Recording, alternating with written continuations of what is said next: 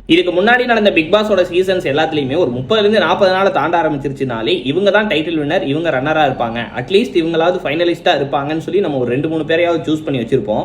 அவங்க எல்லாம் எப்பெல்லாம் நாமினேஷன் வராங்களோ அப்ப எல்லாமே அவங்களுக்கு ஓட்டிங் ரொம்ப பயங்கரமா இருக்கும். அவங்க தான் நம்பர் 1ல இருப்பாங்க, நம்பர் 2ல இருப்பாங்க.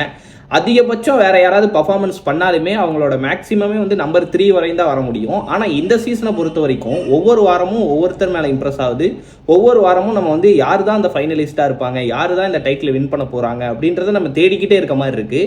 ஏன்னா இந்த பிக் பாஸ் சீசன் ஸ்டார்ட் பண்ணப்ப நம்ம தர்பீஸ் வந்து நம்பர் 1ல இருந்தார் ஓட்டிங்கில். அதுக்கப்புறம் வந்து பார்த்தா பார்வதி கொஞ்ச நாள் இருந்தாங்க, அதுக்கப்புறம் கமருதீன் கொஞ்ச நாள் இருந்தார், அதுக்கப்புறம் கானா வினோத் கொஞ்ச நாள் இருந்தார், வியானா நம்பர் 2ல ரொம்ப நாளாக இருந்தாங்க. இப்போ பார்க்குறேன் வியானாலாம் வந்து லாஸ்ட் இடத்துல இருக்காங்க, கனி கொஞ்ச நாள் இருந்தாங்க. இப்போ பார்க்குறேன் கனியெல்லாம் வந்து எலிமினேட் ஆகிற சுச்சுவேஷனில் இருக்க மாதிரி இருக்காங்க. இது எல்லாத்தையுமே பார்க்கும்போது எப்படி இருக்குன்னா, இந்த சீசனை பொறுத்த வரைக்கும் இவங்க தான் நம்மளோட ஃபேவரட் கண்டஸ்டன்ட் அப்படின்னு சொல்லி ஒருத்தர் முடிவு பண்ணுறது ரொம்ப கஷ்டமான ஒரு சூழ்நிலையில் இருக்க மாதிரி இருக்கு.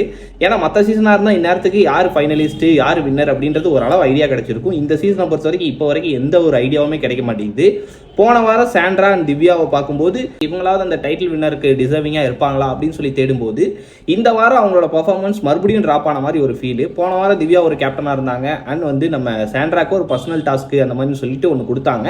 அதெல்லாம் பார்க்கும்போது அவங்க 2 பேருமே ரொம்ப நல்லா பண்ணனால நமக்கு அவங்க மேலே பர்சனலாக ஒரு பரவாயில்லையே அப்படின்ற ஒரு தோன்ற ஃபீல் வந்தாலும் இந்த வாரம் மறுபடியும் அவங்க 2 பேரும் மற்ற கண்டஸ்டன்ட்லாம் என்ன பண்ணிட்டு இருந்தாங்களோ அதையே ரிப்பீட்டாக பண்ணுற மாதிரி இருக்கு. ஸோ தட் இந்த சீசனை பொறுத்த வரைக்கும் இப்போ வரைக்கும் எவ்ரி வீக் வந்து இந்த டாப் 2ல இருக்கவங்க வந்து மாறிக்கிட்டே இருக்காங்க. அண்ட் எவ்ரி வீக் வந்து யார் வேணாலும் ட்ராப் ஆகி ரொம்ப கீழே வரதுக்கான சான்சஸ் அதிகமாயிட்டே இருக்கு. இந்த சீசன் ஒட்டுமொத்தமாகவே வந்து வச்சு பார்க்கும்போது யார் வேணா எவிக்டா வெளியே போகலாம் அப்படின்ற ஒரு சீசனாக தான் இருக்கே தவிர்த்து இப்போ வரைக்கும் இவங்கெல்லாம் வந்து நம்ம பயங்கரமாக ஃபாலோ பண்ணுறோம் அப்படின்னு சொல்லி யாரையுமே பெருசாக கணிக்கவே முடியல.